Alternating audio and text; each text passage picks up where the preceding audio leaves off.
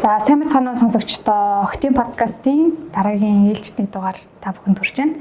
Тэгэхээр энэ удаа бид ер нь одоо өсвөр насныхны дунд тулгамдаад байгаа сэтгэл зүйн асуудал нь юу юм бэ? За яг энэ чиглэлээр бас ажиллаж байгаа туршлагатай сэтгэл зүйчээс та бүхэнд мэдээллийг хүргэх гэж байна. За сэтгэл зүйч Марлага энэ дугаарт оролцож байна. За сайн байна өдрийн мэнд хүргэе. Манай өдрийн мэнд хүргэе. За бид нэр одоо Охтын подкаст гэдэг төслөө эхлүүлэхээс өмнө ер нь ингээд өсвөр насны хүүхдүүдийн дунд та нарт ямар асуудал тулгамдаад байна гэдгийг мэдэх гээд судалгаа авсдаг нэг 500 орчим огтоос тэгсэн чинь сэтгэл зүйтэй холбоотой асуудал ер нь биднэрт аюу хэцүү байна гэдэг 60-70% нь хариулж байна л да. Тэгээд яг тэр дундаа юу юм бэ гэдэгэнгүүт сэтгэл одоо гутралд ороод байна, сэтгэл түгшээд байна. Тэгээд үе тэнгийнхнийхаа дунд ингээд ялгуурлан гадуурхагдаад байна. Бие махбодын хүчирхийлэлд өртөө тэрэн сэтгэл зүйд ингээ нөлөөлөд байна гэл нэг юм 4-5 асуудал дээр л аюух ингээ хариултыг өгсөн билээ. Тэгэхээр яг эдгээр асуудлуудыг задлаад өнөөдөр бас илүүтэй ярилцъя гэж бодсон. Тэгээд та эхлээд бас манай сонсож байгаа хүмүүсд маань хичнээн жил ажиллаж байгаа туршлагатай хүн билээ тий. Тэгээд ер нь одоо таны одоо үйлчилж байгаа тий сэтгэл зүйн зөвлөгөө авч байгаа хүмүүсийн хувьд ямар төрлийн асуудлууд ер нь зохилж байна тий өсвөр насныхны жишээлбэл аваад үзвэл. За сэтгэл зүйч бөгөөд сэтгэл зүйн одоо мэрэгсэн чиглэл маань олдоо зургийн засалж гэж явдаг. Тэгэхээр энэхүү мэрэгсэн чиглэл маань зөвхөн одоо нас хүсээс огт хамаарахгүйгээр асуудлаас хамаарахгүйгээр бүхэл төрлийн сэтгэл зүйн тулгамдсан асуудал болоод тодорхой хэмжээний хөнгөн эмгэггүйттэй ажиллахад тусалдаг гэсэн. За өсвөр насны хүүхдүүд холбогдохдоо ихэвчлэн ээж аавын одоо холбоотойгоор хурж ирдэг юм уу, ээж аавын зуучлалаар тий. Тэгэхээр анхны удаадаа мэдээ сэтгэл зүйн зөвлөгөө авч байгаа тохиолдлууд нь хамгийн их байдаг. Их авдаг одоо төрлүүдээс нь давтамж нь бага байдаг гэсэн үг тийм. Анхны удаа авч байгаа учраас мэдээж асуудлаа өөрөө таних байдал болоод сэтгэл зүйчтэй өөрийгөө нээх байдлууд нь харьцангуй хаалттай байдаг. Дараа дараагийн зөвлөгөөнөөс ерөнхийдөө анх орж ирсэн сэтгэл зүйн асуудал надад ийм бэрхшээл байна гэсэн зүйлс нь 3-4 зөвлөгөөний дараа шал өөр асуудал болох нь түгээмэл буюу тухайн хүмүүс өөрсдийнхөө асуудлыг тодорхойлохдоо нэгдүгээр хамгийн түрүүнд алдаа гаргадаг харагддаг. Хамгийн гол нөлөөлж байгаа хүчин зүйл нь бол яг нөгөө наанаа ингээл ийм зуршлаас болоод гадаад байдалтай сэтгэл хангалуун бус байна гэж байгаа боловч яг суурь шалтгаан нь бол ер нь 50-80% нь гэр бүлийн хүмүүжил асуудал, тэдгэрийн хүмүүжлийн арга барил, эцэг эхтэй харилцах харилцаа нь бол гол нөлөөтэй. Зүгээр гадна илэрч байгаа хэлбэр нь тэр гэртээ авсан стресс одоо дүүрсэн гэсэн үг шүү дээ тий. Тэгээ дээрээс жоохон үеийнхний дарамт жоохон өртөө ихтгэлгүй байдал ороод ирэнгүүт тэр нөгөө дэлбэрэхэд бэлэн байсан галтуул маань дэлбэрчин гэсэн. Тэгэхээр наан өнгөц асуудлууд дээр л энэ л хэцүү байна гэдэг боловч тэдгээр асуудлыг шийдсэн ч гэсэн цаанаа л нэг юм улигт бодолтой аюул олон зүйл санаа сэтгэл төвшөөсөн асуудлууд байдаг. Тэгэхээр асуудлаа эхлээд оншиж байгаа хэлбэр маань жоохон алдаатай орж ирдэг учраас яг тэр өөрсдийнхөө дүгнж байгаа дүгнэлт нь бол яг үнэн зөв бодит логиктэй дүгнэлт байх нь харьцангуй бага. Тулгамдж байгаа асуудлуудыг за яг ингээ мэрэгжлийн хүний зүгээс онцлоход ер нь яг ямар асуудлууд өсвөр насныханд илүүтэй байна вэ? Яг сэтгэл зүйн талаасаа тий. Сэтгэл гутрал гэж өөртөө шууд онцлоод байгаа нөгөө сэтгэл зүйн эрүүл мэндийн мэдээллүүд аяг түгээмэл болсон учраас хэдхэн шинж тэмдэг хараад 8-6 байр би сэтгэл гутралтай гэдэг байгаа байхгүй. Тэгэхээр насныхаа онцлогийн талаар өөртөө эхлээсээ судлах хэрэгтэй. Сэтгэл зүйн өсвөр насны онцлог маань бусад насныхантай харьцуулбал бие физиологийн нөлөөлөл ороод ирдгээрээ өөр байхгүй юу. Цаанаасаа сэтгэл зүгээрээ би хичнээн одоо 50 тогтун бүр төрлөхөөсөө тий аягүй юмд нухацтай ханддаг хүн байлаа ч гэсэндээ цаанаас нэг гармоны нөлөө явагдаж байгаа учраас маш их сэтгэл хөдлөлтэй юмд угаасаа түргэн шуурхай ханддаг. Аливаа асуудлыг одоо логиктойгоор удаан хугацааны тэр үр дүнг нь бодож чаддаггүй ч юм уу те. Сэтгэл хөдлөлтөд авчгаар угаасаа л хүн бодитор шийдвэр гаргах чадвар нь буурч ирдэг.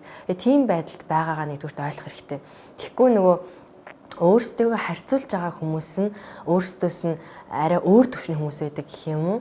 Өөрөөсөө нас бага эсвэл өөрөөсөө хит нас ахмад те одоо 30-40-тэй хүмүүсийн амьдралыг хүсдэг ч юм уу эсвэл 28-27-тэй хүмүүсийн амьдралыг хүсдэг ч юм уу эсвэл яг одоо би тэр харуу ардад байхгүй байгаадаа хямардаг ч юм уу те ингээд нөгөө хитрхи неврозтой жимийг томруулан төсөөлөн хөндрүүлэх юм бол энэ хороо дэлхий дээр байгаа ямар ч хүнээс илүү хүн заавал амьдарч байгаа шүү дээ. Тэгэхээр бүхнээс илүү байх гэсэн хүсэл бүгдэд таалагдах гэсэн хүсэл нь сэтгэл гутралын гол суурь шалтгаан байдаг.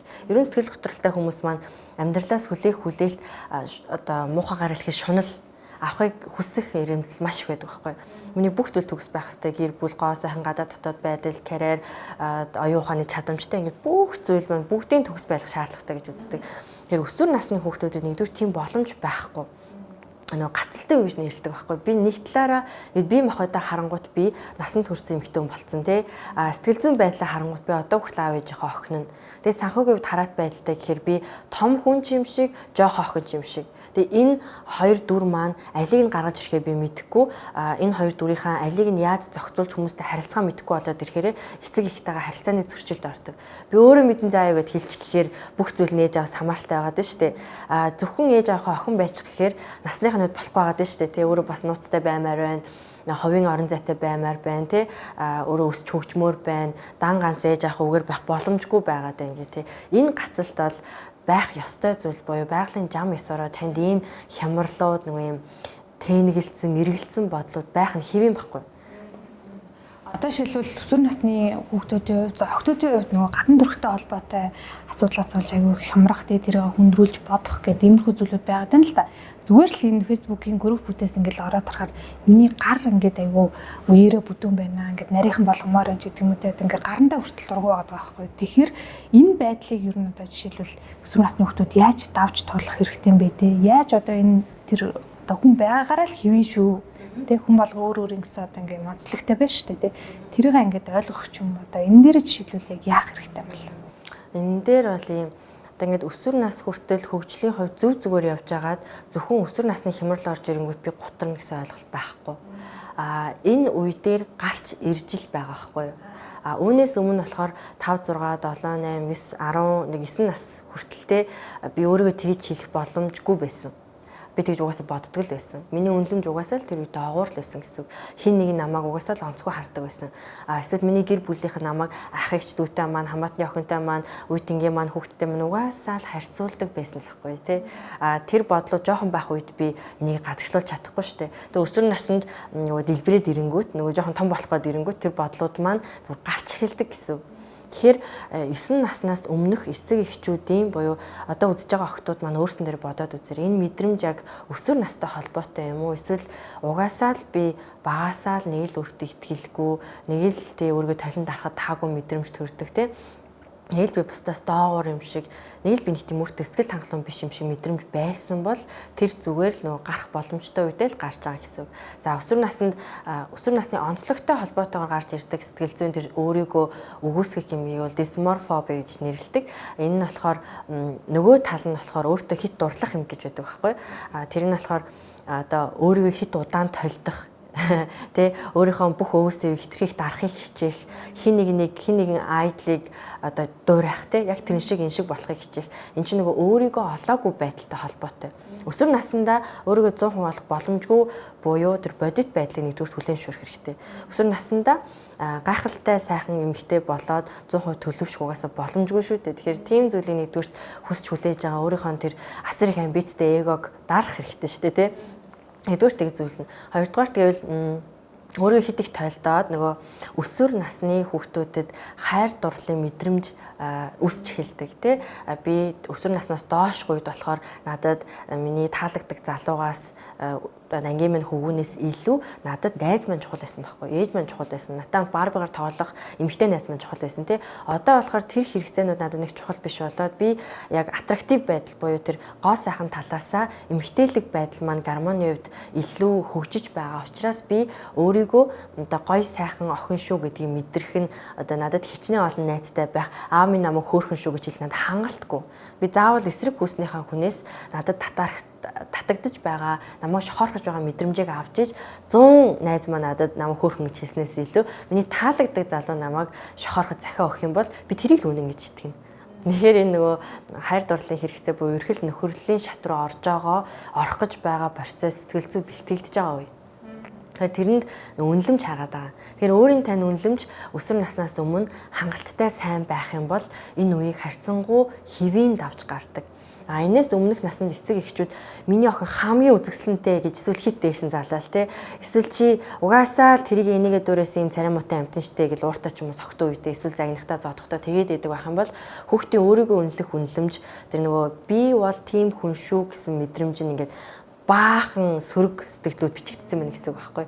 Тэгэхээр тэр нь өсвөр насны дээр нөгөө невроз болж гарч ирээд одоо би тэгвэл гоё болно заа. Эсвэл аав ээж яагаад намайг дэлхийн хамгийн хөөрхөн охин гэж яхад энэ залуу яагаад намайг сонирхдаггүй илээ гэд ингээд төрөгл өсч эхэлдэг. Тэгэхээр эцэг эхчүүд хүүхдэд тохирсон хэмжээнд нь зөв үед нь магтаж өөртөө их итгэлийг нэвтгүүгээр авах хэрэгтэй. А хэрвээ нэгэн тийм хөгжлийн гажууд байдлаар гэр бүл нь хүмүүжүүлсэн байж болно шүү дээ. Тийм бол бодит үнэлэмжийг хүлээж аваад засах ёстой хэсгүүд дээрээ бусдад биш өөртөө тааламжтай байдал зориул засах хэрэгтэй.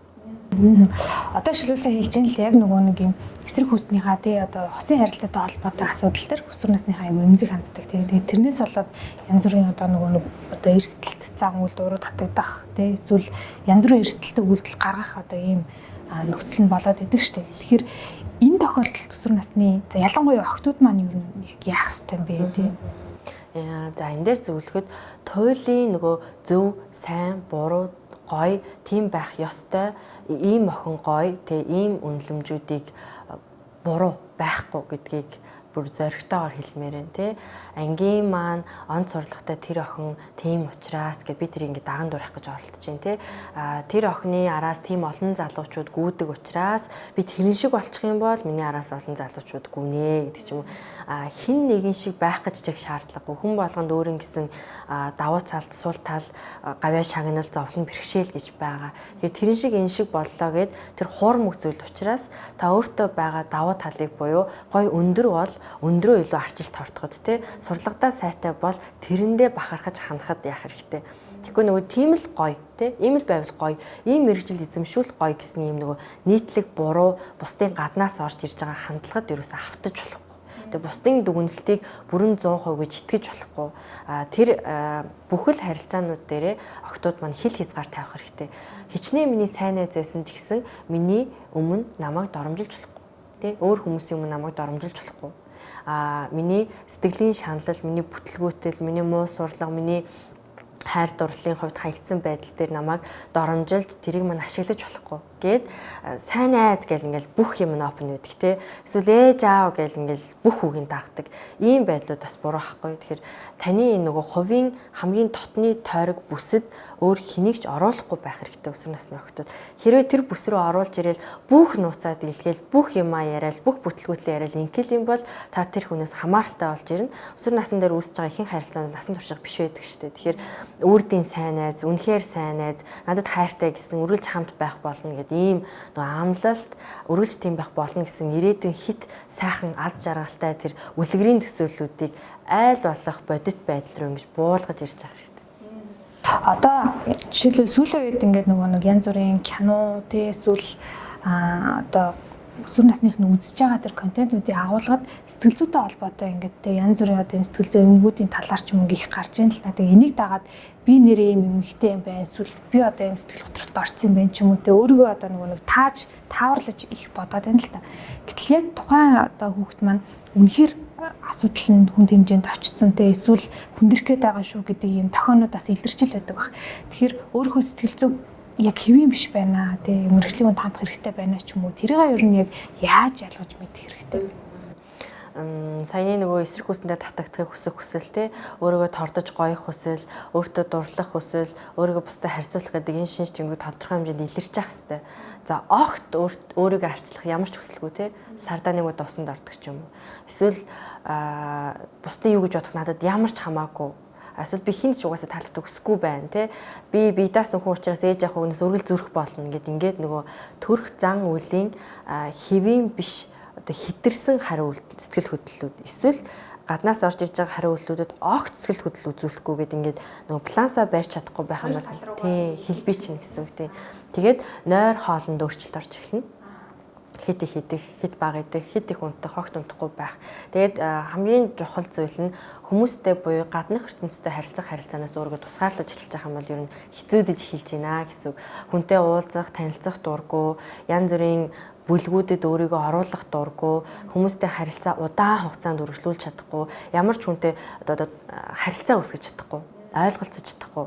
За тэгээ юу ч хүсэлгүй, тий хаашиж гарах хүсэлгүй. Ийм болоод ирэх юм бол сэтгэл зүйн хувьд асуудал маань хүндэрч эхэлж байна гэсэн.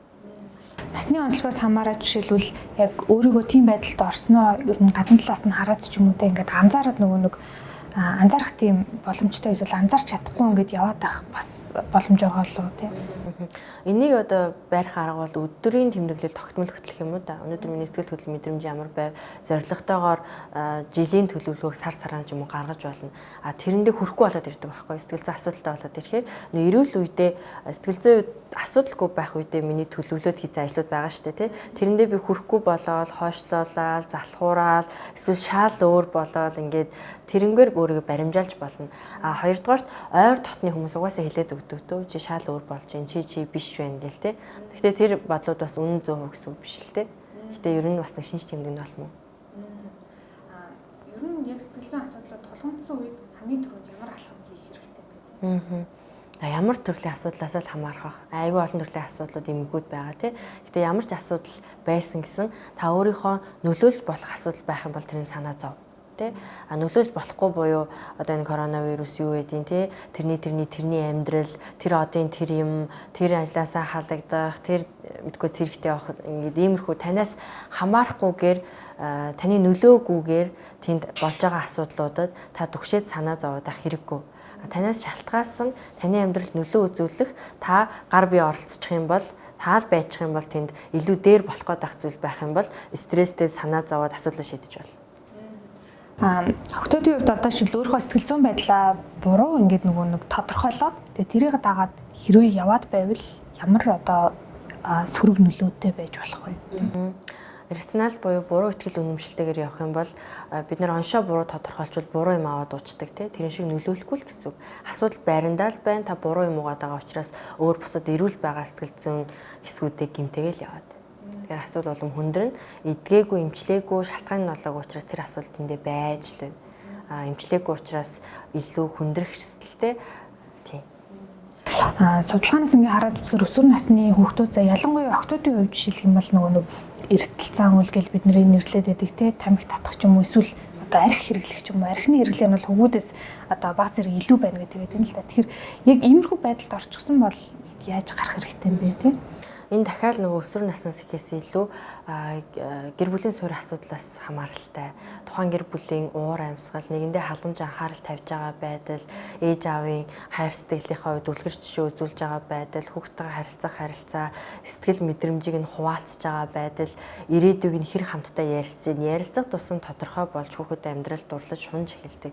Тэгэхээр өнгөрсөн тийм асуудалтай байх тусмаа ирээдүйн надад бүрхэг болж ирнэ шүү дээ. Тэгэхээр тэрийг тасан зогсож чадахгүйгээр стрессээ даван туулж байгаа арга нь орлуулах буюу буруу дадал туршлаар орлуулад өөрийгөө гэмтээж байгаа. Өсвөр насны охтуудын хувьд бас нэг анхаарал татмаар асуудал нь нөгөө дотн харилцаатай холбоотой, бэлгийн харилцаатай холбоотой асуудлууд байдаг. Би одоо жишээлбэл 13-тай манай найзлууд 14-тай 15-тай ингээд дотн харилцаанд орох нь зөв юм уу? Эсвэл ингээд орцсон одоо надад ийм хэцүү байна ч гэдэг юм ингээд нэг юм янз бүрийн одоо асуулт ургаж гарч төрөөд байдаг те. Тэгэхээр яг энэ үедээ жишээлбэл сэтгэл зүйтэй холбоотой тайлбарлах юм бол яг дотн харилцаатай холбоотой шийдвэрийг яаж гаргах хэрэгтэй юм те. За эрэгтэй хүнийг сонирхож байгаа байдал бол за 100% биш ч гэсэн ер нь бол эцгээс хамааралтай. Миний аав гэдэг тэр хэсэг надад байсан юм уу? Байгаагүй юм уу? Байсан мөртлөө сэтгэл зүйн хувьд намайг орхисон юм уу? Байсан мөртлөө намайг хүчирхийлдэг байсан юм уу? Сэтгэл зүйн хувьд те би махад үед байж болно. Ингээд миний хамгийн анхны амьдралд орж ирсэн эрэгтэй хүн буюу аав гэдэг тэр эрэгтэй дүрийг надад идеал дүрийг үзүүлсэн хүн маань сэтгэл зүйн хэрэгцээг маань хэр зэрэг хангасан бэ? Хангаж чадаагүй буюу үл хайхардаг хүчирхийлэл байгаа тохиолдолд хэвчлэн тэнд хоос орон зөөссөн гэсэн үг шүү дээ. Тэгэхээр тэрийг нөх хэрэгтэй тий. Тэгэхээр тэрийг үеийнхэн ч юм уу яг найз нөхд нөх боломжгүй.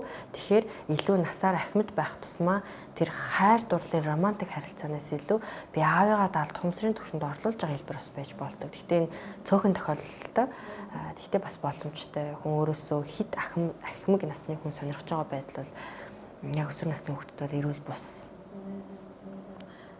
Дотн харилцаатай холбоотойгоор жишээлбэл шийдвэр гаргалтанд юуг анхаарах хэрэгтэй? Ямар ч мэдээлэлгүй байх юм бол угаасаа алдна. Тэгэхээр энэ талаар мэдээллүүдийг заавал ер нь ээж аваасаа хүлээж авах хэрэггүйгээр өөртөө эрүүл мэндийн талаас яаж хамгаалах вэ? Миний өөрийн үн цэнтэй бас л холбоотой. Би өөрийгөө хэдэн хувийн өөртөө үнцэнтэй гэж тодорхойлж байгаа. Миний бие махбод надад хэр их үнцэнтэй юм бэ? Миний ирээдүйн амьдрал аз жаргал гэр бүл надад хэр үнцэнтэй вэ гэдэг дээр л тулгуурлаж хүн сонголттой байна. Тэгэхээр тэрийг нэг мэдээлэл уншаад ер нь хүн өөрчлөхгүй л дээ. Яг шууд хэлэхэд те тэрийг асар удаан хугацаанд өргөж босгосон тэр дахиад гэр бүлийн суурь хүмүүжил намайг хүмүүс юу гэж одоо хүртэл үнэлдэг, намайг хэр үнцэнтэй мэдрэмж төрүүлж харьцдаг байсан юм бэ? Тэр хангалттай байх юм бол хүн тийм амархан буруу сонголт руу орохгүй.